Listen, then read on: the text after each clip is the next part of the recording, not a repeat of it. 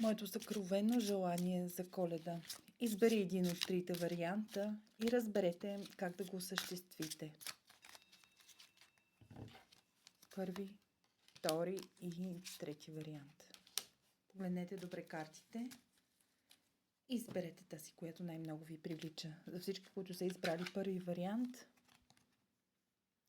десятка чаши. Ще го осъществите с помощта на вашето семейство, с подкрепата и любовта, която получавате, ще го осъществите заедно. Желанието ви е взаимно, не само на вас, а и на любимия човек, на вашите деца, на вашите родители, на всички, които ви обичат искрено. За тези, които са избрали втори вариант, императора. Желанието ви е свързано с силен мъж, който се е доказал, който може да управлява, на този, на когото вие ще спечелите сърцето. Доверете се на инстинктите си, той ще бъде ваш. Всички, които избраха трети вариант, как ще постигнете желанието си?